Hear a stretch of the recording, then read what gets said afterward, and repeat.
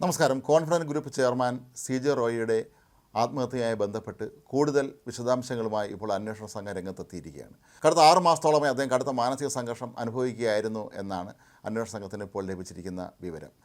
ഇതിൻ്റെ പ്രധാന കാരണങ്ങളിലൊന്ന് അദ്ദേഹത്തിൻ്റെ ഇവിടുത്തെ കടബാധ്യത ആയിരുന്നില്ല എന്നും ദുബായിൽ CJ റോയ് വലിയ തോതിൽ നടത്തിയ നിക്ഷേപത്തിൽ വമ്പൻ രാഷ്ട്രീയ നേതാക്കളിൽ നിന്നും പ്രമുഖരായ സിനിമാക്കാരിൽ നിന്നൊക്കെ തന്നെ അദ്ദേഹം പണം ശേഖരിച്ചിരുന്നു എന്നാണ് പറയപ്പെടുന്നത്. അവർ ഇതിനായി അവരുടെ ഷെയർ ഇട്ടിരുന്നു എന്നും പിന്നീട് CJ റോയ് കേന്ദ്ര ഏജൻസികളുടെ അന്വേഷണ വലയിലാണെന്ന് സംശയം തോന്നി ഇവരിൽ പലരും പണം അടിയന്തരമായി തിരികെ ചോദിച്ചു എന്നും പറയപ്പെടുന്നുണ്ട്. ഒരു പരിധിവരെ ഇതിലേക്ക് തന്നെയാണ് ഇപ്പോൾ വിരൽ ചൂണ്ടുന്നതും കാര്യങ്ങളൊക്കെ തന്നെ പ്രധാനമായും വിരൽ ചൂണ്ടുന്നത് ഇപ്പോൾ ഈ ഒരു ദിശയിലേക്ക് തന്നെയാണ്.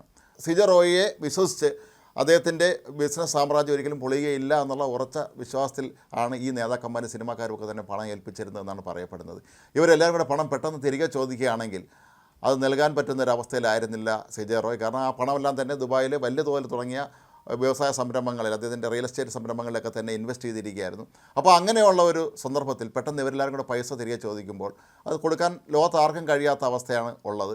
ഒരു കാലത്ത് 1980-കളിലും മറ്റും കേരളത്തിലെ ബ്ലേഡ് കമ്പനികളൊക്കെ നിരനിരയായി തകർന്നു വീണ സമയത്ത് അന്ന് അവിടങ്ങളിൽ പൈസ നിക്ഷേപിച്ചിരുന്ന പല ആളുകളും പല ഉന്നതരായ നേതാക്കളും പെട്ടെന്ന് പണം തിരികെ ചോദിച്ചതാണ് അന്ന് പല ബ്ലേഡ് കമ്പനികൾ 1980-കളിൽ പൊളിയാൻ കാരണമെന്ന് പറഞ്ഞിരുന്നത് പോലെ തന്നെ CJ റോയെ വിശ്വസിച്ച് അദ്ദേഹത്തിൻ്റെ ബിസിനസ് കാര്യങ്ങളിൽ ഏൽപ്പിച്ചിരുന്ന പണം ഈ വമ്പന്മാരെല്ലാം തിരികെ ചോദിച്ചത് തന്നെയാണ് അദ്ദേഹത്തിന് വല്ലാതെ ആശങ്ക ഉണ്ടാക്കിയതെന്നാണ് പറയപ്പെടുന്നത്. ഏതായാലും ആത്മഹത്യ ചെയ്യുന്നതിൻ്റെ തലേദിവസവും അദ്ദേഹം ഒരു മനഃശാസ്ത്രം തന്നെ കണ്ടിരുന്നു.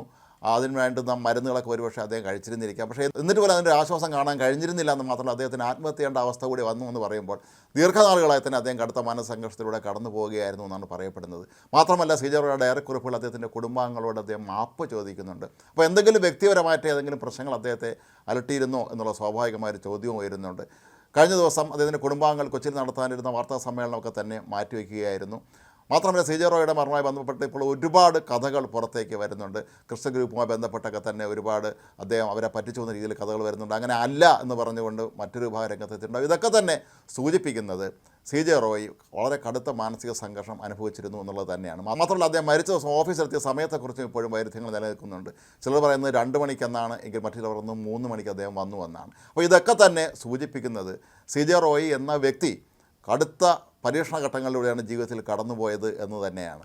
അതുകൊണ്ട് തന്നെ ഇക്കാര്യത്തിൽ ഇൻകം ടാക്സ് ഡിപ്പാർട്ട്മെൻറ്റിനെ കുറ്റം പറയേണ്ട കാര്യമില്ല എന്ന നിഗമനത്തിൽ തന്നെയാണ് ഇപ്പോൾ എത്തിയിട്ടുള്ളത്. കർണാടക ആഭ്യന്തരമന്ത്രി ഉൾപ്പെടെയുള്ളവർ പറയുന്നതും ഇൻകം ടാക്സ് റെയ്ഡും റോയിയുടെ മരണവും തമ്മിൽ നേരിട്ട് യാതൊരു ബന്ധവുമില്ല എന്നാണ്. കാരണം അത്തരത്തിലുള്ള യാതൊരു തെളിവുകളോ ദൃശ്യങ്ങളോ ഒന്നും തന്നെ പോലീസിന് ലഭിച്ചിട്ടുമില്ല. അവർ വളരെ കൃത്യമായി ഇതെല്ലാം തന്നെ നിരീക്ഷിക്കുക. അവിടെ CCTV ദൃശ്യങ്ങളും അവിടെ പരിശോധനയുമായി ബന്ധപ്പെട്ട കാര്യങ്ങളും ഒക്കെ നോക്കുമ്പോൾ CJ റോയ് അവരാരും തന്നെ അത്ര ഭീകരമായ രീതിയിൽ ആക്രമിച്ചിട്ടില്ല, അല്ലെങ്കിൽ അദ്ദേഹത്തെ വല്ലാത്ത രീതിയിൽ ചോദ്യം ചെയ്തിട്ടില്ല എന്നൊക്കെ തന്നെ ഉറപ്പാണ്.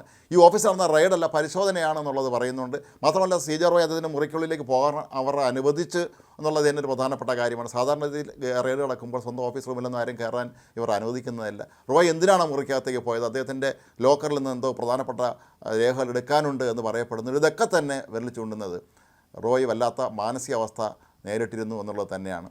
നമ്മുടെ നാട്ടിലെ ഒരു രീതി വെച്ച് ഒരു ബിസിനസ് സാമ്രാജ്യം തകരാൻ തുടങ്ങിയാൽ പിന്നെ അത് വളരെ പെട്ടെന്ന് തകർന്നു പോകും എന്നുള്ളതാണ്. അത് നേരത്തെ പല ഉദാഹരണങ്ങളിലൂടെ അത് ലോകത്തെ ഏത് വ്യവസായ സംരംഭത്തിനും സംഭവിക്കാമെന്നുള്ളത് തന്നെയാണ്. പക്ഷേ CJ റോയെ സംബന്ധിച്ചിടത്തോളം അദ്ദേഹം മാധ്യമങ്ങളുമായി തന്നെ നല്ല ബന്ധം പുലർത്തിയിരുന്ന ഒരാളെന്നുള്ള നിലയിൽ ഇത്തരം റെയ്ഡുകളെക്കുറിച്ചോ ഈ കമ്പനിയുടെ സാമ്പത്തിക അവസ്ഥയെക്കുറിച്ചോ ഒന്നും തന്നെ ഒരു മാധ്യമങ്ങളിലും വാർത്തകളൊന്നും തന്നെ പുറത്തു വന്നിരുന്നതുമില്ല.